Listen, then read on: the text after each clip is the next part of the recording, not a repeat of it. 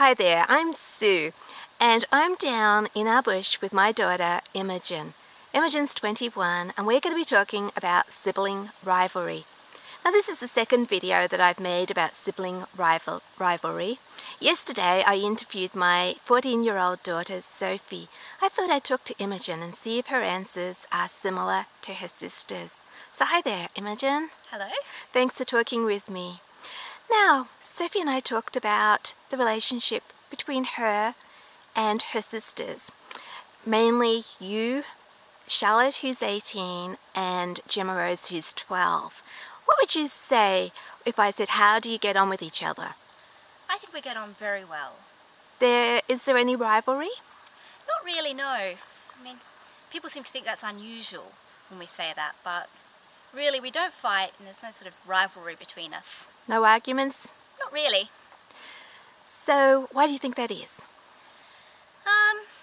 I think that's for a variety of reasons. I think because we've always done a lot of things together, so we've spent a lot of time, and I know a lot of kids who spend time together don't get on, but for us, we've always been each other's friends, always lived in close proximity, done a lot of things together because we share similar interests, but we're all good at different things. So we all write, we're all musical, but I'm the writer and musician. Sophie's more of a photographer, Charlotte's more of an artist. We all have different things that we're really good at. So we're not really being rivals in our hobbies even. Do you work together? Oh, we work together all the time. We couldn't get on without everyone else in the team. One for all and all for one? Exactly. A team? Yes. So, you've got different talents. Tell me how you use those talents with each other. So, especially for Sophie and me, we work together a lot because I'm doing music videos at the moment, and while I do the music, she does the filming, she takes photos for me to post online, so she shares her skills that way. And then Charlotte draws pictures for Mum's book, pictures helping me with mine. So we share skills like that. Even Gemma Rose gets involved, doesn't she? Oh yeah, she gets involved with everything. We give her jobs that she can do so she can be involved with the team as well. She's been our music audio person, hasn't she, playing your backing track while you've been doing your music videos, coming in at the right time with the iPod, yes? Oh yes, and she organises me everywhere. So everybody has a place in the team? Yes. And what do you think you learn about from being part of a team? Well, you learn how to work with people. You learn how to use everybody's different skills to the best advantage. You also learn that it's not just reliant on you, but that everyone's important. So there's not really any one star. So you're all valuable? Exactly. You've all got something to contribute? Yes. And this is how you feel about you and your sisters? Yes, that is. So if somebody said, how do you encourage children not to be rivals, what would you say? Well, the first thing would be not to play favourites with your children and not to make your love and acceptance dependent or seem dependent on whether they're good or not at something, because even if it only seems that way and you really do love and accept them equally, a child who isn't as good at something, doesn't have as much talent in one area, will either resent the sibling who does have the talents, or the children will constantly be trying to one-up each other and get the most love. So value each child for who she is? Yes, and not what they can do. And also for their unique gifts, Yes. What makes that child who that person is, because your gifts are part of you, aren't they? Oh yeah, but not to make it reliant on that. No. I think it's good to encourage children to take happiness in somebody else's achievements, to be pleased for them. Oh yes, it is. We do that, a lot of that, don't we? Oh yeah. We celebrate everything that everybody does. You do well in a singing exam, what do? We all head down to the shops and we all have coffee and milkshakes and cake to celebrate. I buy flowers, but we all share in that, don't we? We do. Share in everybody's achievements. whatever those achievements are. It doesn't have to be a grade A plus in your singing exam, does it? No. Whatever the result is, we go and celebrate. Yeah, just celebrate even small things. It doesn't have to be as big as a piano exam, does it? Oh no.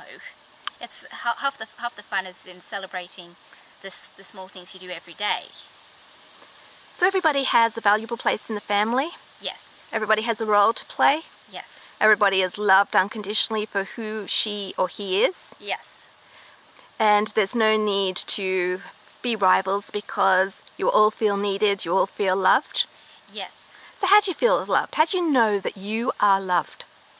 Well, it's not just that people say that they love you, which they do, but it's also the fact that we're all willing to make time for each other, we're all willing to stop what we're doing and help each other and do what we can for each other. And it's really in being willing to do those things that everyone sort of shows that they love each other. So should a parent make sure they do everything evenly with their children?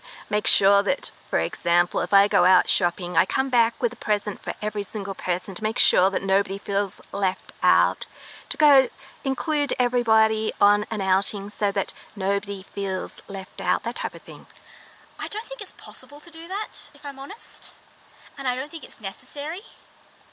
I think as long as everyone gets their turn and one person isn't always getting everything, but you take it in turns to go out, you have that one-on-one time with each of the children, you occasionally bring back a present for one of them or two of them, then it's okay because everyone deserves something, and if it's not all being centered around one person, most children will understand. So it all evens out over time. It does. So I shouldn't even think, look, I brought something back for Imogen this week, now it's Charlotte's turn. I just tend to just bring back things that I feel that people need, or I see something, I think, oh wow, Charlotte would love that dress, for example. And so I buy it. I don't think, look, it's not her turn, it's Sophie's turn. I better leave it there. Do you understand? Oh, yes. That's how it works, doesn't Yeah. it? And are you all happy in each other? Are you all happy when I bring something back for somebody else and it's not for you? Oh yeah, we all want to have a look at it when it's being opened, and if it's a piece of clothing, so we're going, we'll try it on, we want to see what it looks like. It's sort of celebrating the small things every day. And being happy for each other. Yes. There's no need to worry about such things as fairness, because it is fair overall, isn't Oh it? yeah. Now I'm going to ask you about a situation that happened the other day. Sophie told me about this and I want to hear your version of it. We went to a parish lunch on Sunday, didn't we? We did. And we sat at a table and with some other parishioners, and I got up. Dad wasn't sitting there because he was helping with the meal, wasn't he? He was. And I went to go and see how Dad was getting on, and I left you chatting at the table. So tell me what happened while I was gone. Well, we were talking to them, and then at one point they said, well, do you fight with your sisters? And we all just looked at each other and went, well, no. And said, what, not at all? And we went, well, no. We don't really see the point. Do you fight with your brothers? No. Do you fight with your parents? No. And we said, well, we think it's better to work things out peaceably if you've got a problem than to fight. And honestly, we just don't feel like fighting. And so what did they say to that? Well, I'm not sure whether they could quite believe that. Did they think that fighting amongst yourselves was a useful skill to do while you were younger? Yes. Well, they did ask, how are you going to learn to fight? And we just went, well, there are plenty of other people in the world who want to pick a fight with you. Why do you have to practice on your family? You're supposed to support each other and love each other, not fight each other. So what happens when you go out into the big world and you're not surrounded by your supportive family and someone tries to pick an argument with you? What are you going to do? Well, I think that when that happens, usually we try and resolve it in a peaceful fashion. Oh, so it has happened? Have had argumentative people. Most of the time, it's always tried peacefully rather than arguing and fighting it out. So what's peaceably? Tell me some details. Well, if they've got an argument, then listen to them, hear their side of it. Don't necessarily have to agree, but make it less of an issue about differences between you, and try and make it more of a conversation. So Sophie and I talked about the value of siblings compared to friends. What do you think? Siblings or friends? Which are the most important at this moment in time for you? At this point in time for me, my siblings are the most important. They're the people I see most often. They're the people who I need to support me the most. They're the people who give me the most help. And they are my friends as well, so I get the best of both. I heard you say a couple of weeks ago you were talking about what you're going to do when you move out of home. Tell me about it. Well, I'm not going to be able to move very far away because all my support and all my help is here. So I basically can't move anywhere. What, you need us? I do. You need your sisters.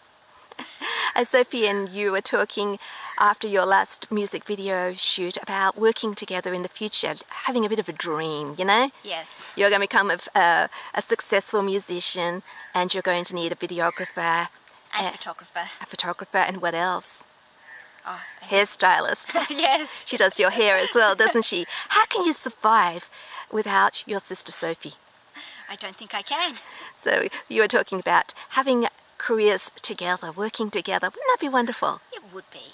It's a nice dream to think about, isn't it? And who knows, it might happen in the future. Exactly. It'd be lovely to work with a sister. Well, thank you, Imogen, for talking to me about sibling rivalry on this beautiful evening, summer's evening, and we're down in the bush, and I hope people can hear the birds calling, because it's really rather lovely down here this time of day, isn't it? Oh, yes. So, thank you.